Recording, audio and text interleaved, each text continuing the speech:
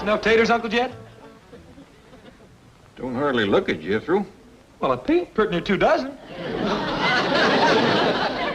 Better fetch me the peelings. I got a feeling that's where most of the taters is.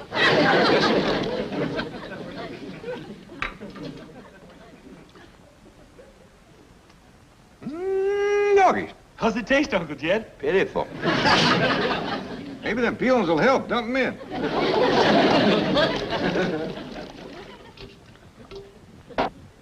Doggone, it just don't seem right, us doing women's work, whilst Granny sits in front of that TV set all day. Ever since she found out it wasn't a washing machine, she ain't been more than 3 feet away from it. She's like a young'un with a new toy. Like Elly with her new critter. How come she ain't in her doing this cooking? Jethro, I just don't believe Elly was cut out for fixing victuals. Never forget the time she made that gooseberry pie. Ruined our best goose and a whole bucket of berries. You mean she put together? Did, and it was a mess, I'll tell you. I got her and Skipper out looking for stuff to put in this here. Pa, Skipper found some onions. Onions? Hey, they ought to go dandy in here. Go on, Skipper, give them to Pa. Thank you, Skipper. These here Beverly Hills onions ain't got a lot of bite to them. But the tops sure do flour out pretty. Jethro? Wash these and drop them in the pot. Tops and all? Yeah, we need all the flavor we can get. Where'd you find them, Elly? Over to the Drysdales. Did you ask the Drysdales, could you borrow some onions? Oh, yes, sir, Pa. Miss Drysdale says go around to the kitchen door and get some from the cook. But Skipper found some on the way, and we didn't have to bother nobody. Fine and dandy. Well, drop them in the pot, Jethro. Don't just stand there sniffing them. Would you like some more? There's a whole big patch of them. A few more might help, Elly. That stew ain't got too much going for it. Come on, Skipper. Let's go pull up some more onions. How's it going, boy?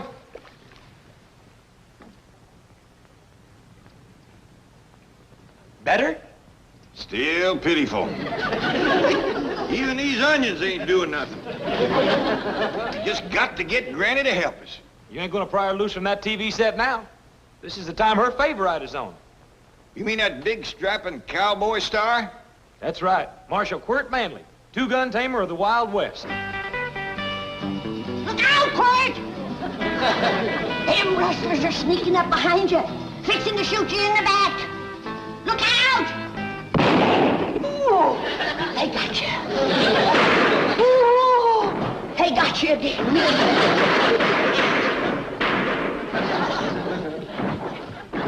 Oh, you're done for now, Quirt. That's it, you dirty coward! Right off and leave him with a back full of bullets!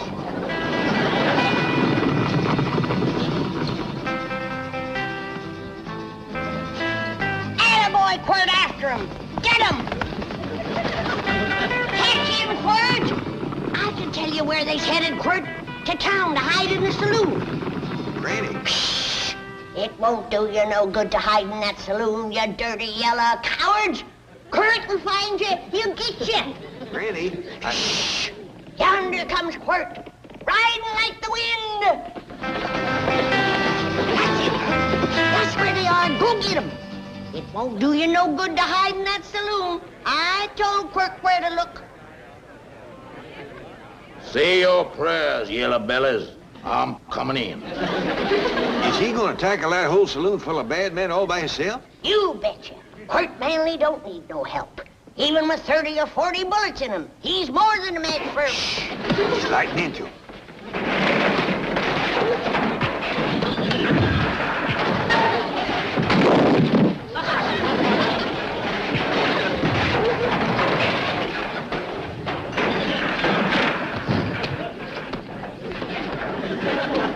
See, Jed? I told you he didn't need no help. Look at them run, the yellow bellies. He's right smart of a man, all right. Old Quirt chased them clean out of town. Next time, I won't go so easy on you. Yes, sir, Granny. He sure is a rip-snorting fighter, old Quirt. Oh, looky yonder. Now he's fixing to wrestle his horse. No, Jed. After a fight, he always hugs old Silver Trigger. And then he rides off into the sunset. See? Fine figure of a man. Sits tall in the saddle. Well, don't he have no sweetheart like Hoot Gibson always had? No. Ain't no girl good enough for Quirt Manley.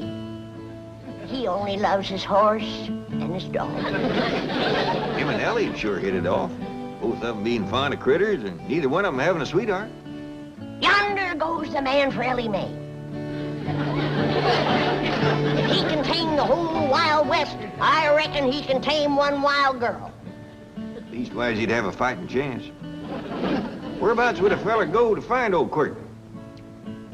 Off into the sunset, I reckon. That's where they always go. Mighty big place to commence looking. Sorry, Skipper, but you must not uproot Mrs. Drysdale's prized Bulbocodium vernum. That's the botanical term for daffodil. Now, if you're a good boy, if you're a good boy, Jane has a reward for you. A genuine Quirt Manley cowboy outfit. Bet you like it.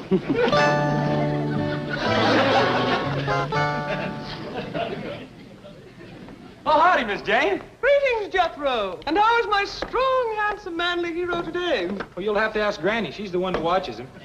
Watches who? Quirt Manley. Oh, you thought I was referring to the television star. Oh, I know you're hungry, Skipper. So am I, but this stew ain't nearly ready yet. Stew? Jethro, what are you putting in there? Everything I can lay my hands on. It ain't got no flavor at all. Oh, no, Jethro. Not tea. Oh, you poor dear boy. You need a woman to do this kind of work for you. That's a fact. You can say that again. There happens to be such a woman available. I know, but I don't stand much chance with her. Would you like her to take over right now and prepare you a delicious meal? I sure would. Then drop to your knees, my handsome one, and ask me the question that is in your heart. Please, will you go get Granny? Yes! My answer is Granny! Jethro, get up off that floor and stir the stew. Miss Jane, will you stay and have victuals with us, such as he is? Oh, well, yes, but why not let me do... Hey, Skipper! Come on, Skipper, let's swing through the tree. Elly, what are you doing? We's playing ape. Look here. Elly, no, please, be careful! Sure would like to know where to find that Quirt Manley. Well, if you mean the television star, he lives right here in Beverly Hills. He does? Could we get him to meet up with Elly May? I'm sure Mr. Drysdale could arrange it.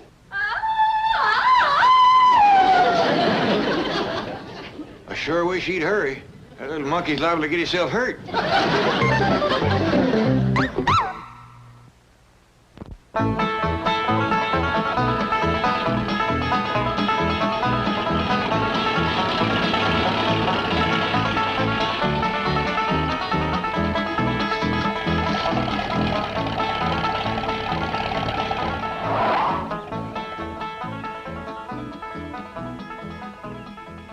I see you got some victuals.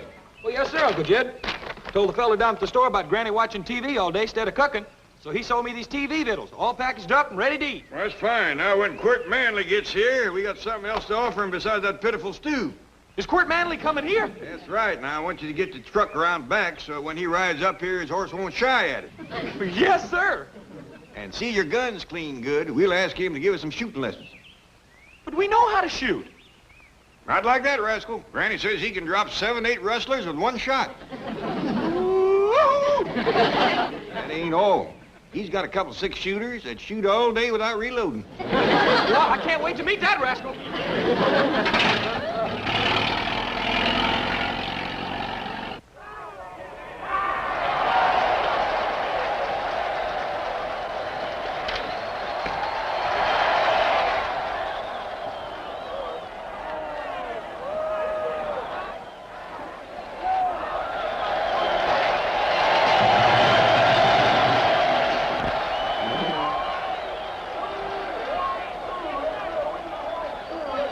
What are they scrapping over, Granny? A little leather pouch, no bigger than that. What's in it? I don't know, but there's 22 men tearing each other apart trying to get it. Mighty big crowd sitting there watching them. But not one of them has lifted a finger to stop that terrible fight. That little feller in the striped shirt seems to be trying. Him? He keeps blowing a whistle and hopping around. The minute he turns his back, they line up and go to scrapping again. Granny, Mr. Clappett, Quirt Manley just turned into your driveway. Quirt Manley! Yes, I knew Mr. Drysdale could arrange it. Quirt could whoop the whole bowl full of you. Come on, Granny. Miss Dean, you find Elly May and get her into a dress. Yes.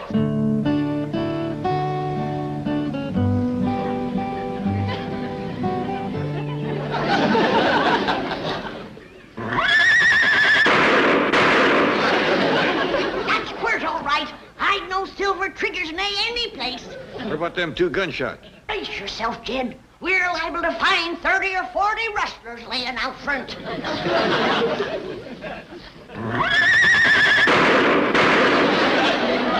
Don't shoot, Quirt. We ain't rustlers. We's friends, Miss Manley. That we is. How come you ain't riding Silver Trigger? Did them dirty rustlers get him?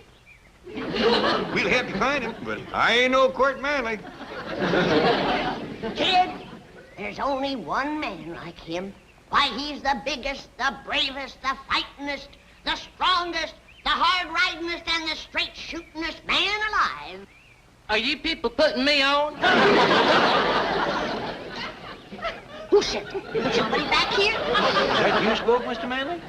Oh, yeah. Well, sure it was. I got a sore throat. Sometimes the voice just sneaks out that way. Well, come on in, Quirt. I'll doctor you. Ain't got the time, ma'am. Ain't got the time. Still, I'll autograph a couple of pictures for you before I go.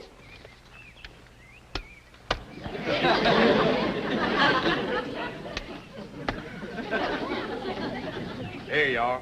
Well, so long now. I got to be driving off into the sunset. Wait a minute. What about Elly May? Elly May? Well, sure. There you are. Mr. Clappett, Elly May is swinging through the trees with Skipper and refuses to come down. I'll go fetch her down if you can keep Mr. Manley from leaving. Please don't go, Quirt. Well, sorry, ma'am, but gotta hit the trail. Well, so long, y'all. Hold on there, Mr. Manley. My boss, Mr. Drysdale, has been speaking with your boss, the sponsor, and he wants you to stay here and meet Elly May. Oh, well, in that case, I reckon I could spare a couple of moments. Bless you, Quirt. Oh, bless you, Quirt. Elly May is the wildest young'un that ever come down from the hills. But if there's one man alive who can tame her, it's big Quirt Manley. Well, thank you, ma'am. Thank you. I wish I was 10 years younger. I tell you right now, I'd give that Elly May a run for her money. I always was partial to tall men.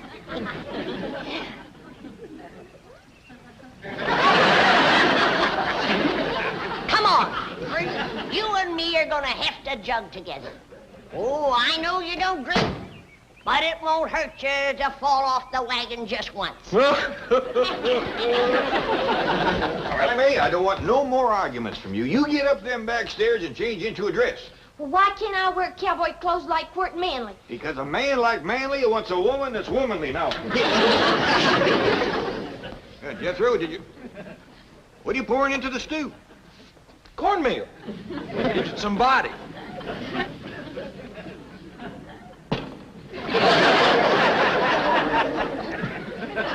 Now, you sit down and make yourself to home while I run upstairs and fetch Elly May. If you want to see a real rip-snorting fight, turn on the TV. There's 22 fellas are having a real knockdown and drag-out. Of course, you could whoop them with one hand.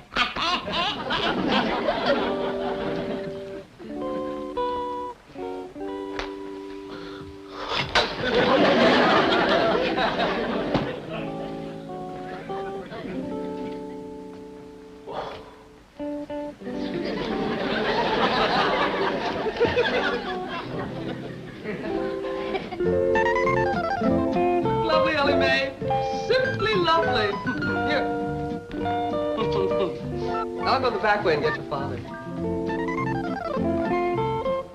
Yonder he sits. That's him, with the broad shoulders and hat.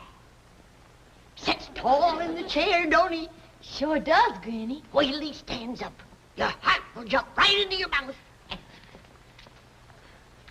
Mr. Manley, this here is Elly May. Howdy do. Glad to make your acquaintance. Dad!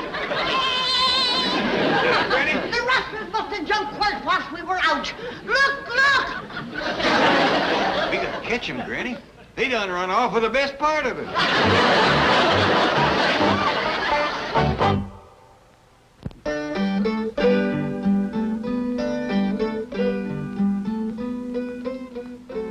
Granny, I know you've had a cruel blow seeing your hero come apart like that right in front of your eyes, but you can't drown your sorrows in a jug. I don't take more than a thimbleful, and you know it. Now, don't fly off at me. By the way, where is your drinking thimble? Right here. Granny, how about we all take a nice ride in the truck? A little fresh air might do you some good after a thimbleful of that rheumatism medicine. I ain't had none of it yet. I don't want to lighten the jug. How come? 'Cause when I find that Quirt Manley, I'm gonna throw it at him.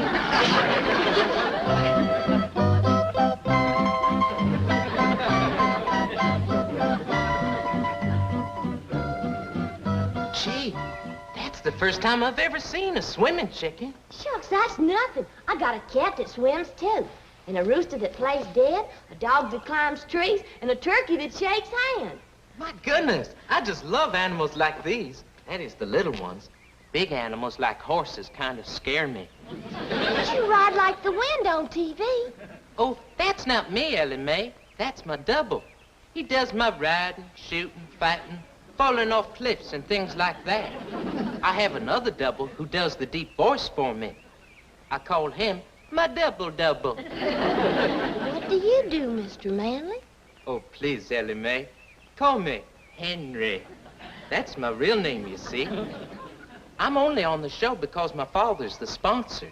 They just use me for close-ups. They say I have a sincere face. Got a nice face. I like it. Oh, thank you, Elly May. I like your face, too. And now that I come to think of it, I like the rest of you. Did you notice that rhymed? Yeah. Well, that's what I really like to do. Make up poems for girls like you. Well, there goes another one right there. They just pop out of me at times. Would you like me to make up a poem about a raccoon? I sure would, and Elmer would, too.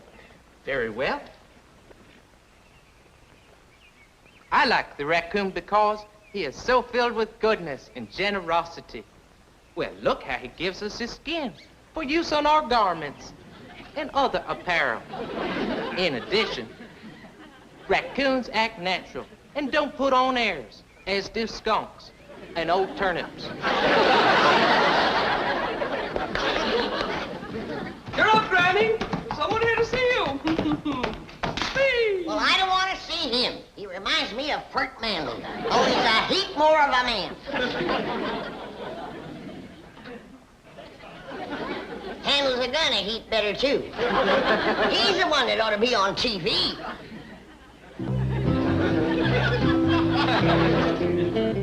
Hi, Elly May. Hey, excuse me, little fella. Can you tell me where I can find Mr. Quirt Manley? I noticed you was toting his hat for him. Well, this here is Quirt Manley, Jethro. Stop joking, Elly May. I'm in a hurry. I want to ask him if I can borrow his pretty car to drive around the block a couple times. Well, yes, you may, Jethro. The car belongs to my father, so it's all right. Yoo-hoo! Hey, do you think he'd tear me to pieces if I borrowed his hat, too? I can promise you he won't.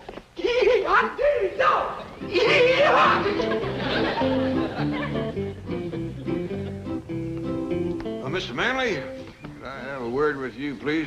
I know what you're going to say, Mr. Clampett, and I don't blame you for wanting to shoot me.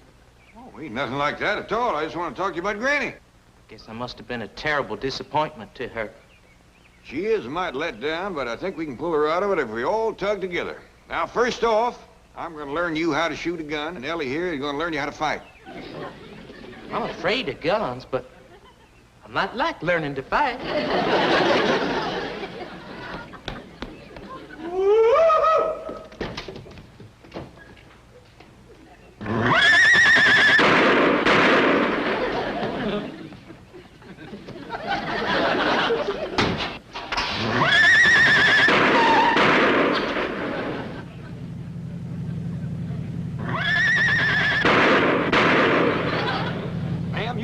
jumped in the car like that, especially with me going pretty near 30 miles an hour.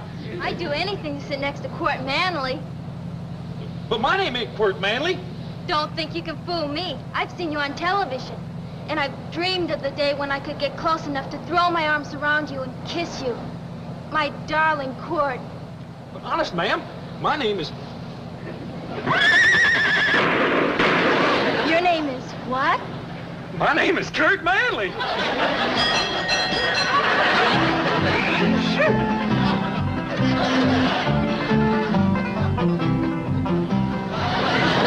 fight over me, girls. There's plenty for everybody.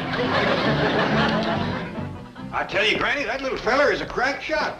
He can stand on our front porch and light a match clean out by the front gate with a 6-shooter. I don't believe it. Come on out, he'll show you. Jed tells me you're pretty good with them 6-shooters. Granny, he's a blue-tailed marvel. He's gonna whip out them guns and bam, bam, bam, light them 3 matches stuck in the ground down there this side of the wall. I believe it when I see it. All right. Where are you going? Oh, I can't bear to watch him. He puts me plumb to shame. Well, come in shooting.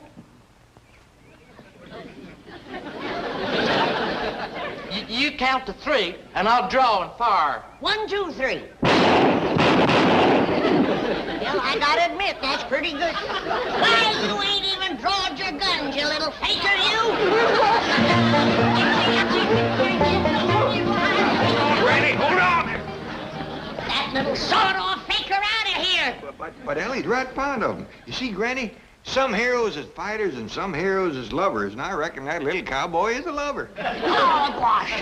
I'm gonna get my shotgun and blast the inside out of that lying TV set, and if he ain't gone by then, he's next. Granny, wait!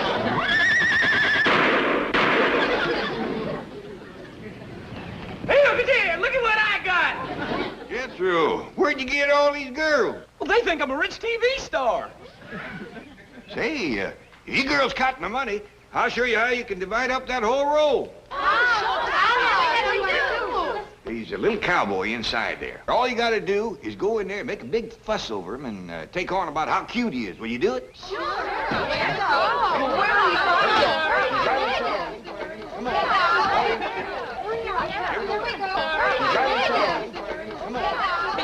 But Uncle Jeff, them girls was mine! You'll get him back, Jethro, as soon as they show Granny what a ladies' man little Quirt is. Yeah. The house is swarming with girls. Yeah, and you see who he's all crazy about? You betcha. He's a real star, that little feller.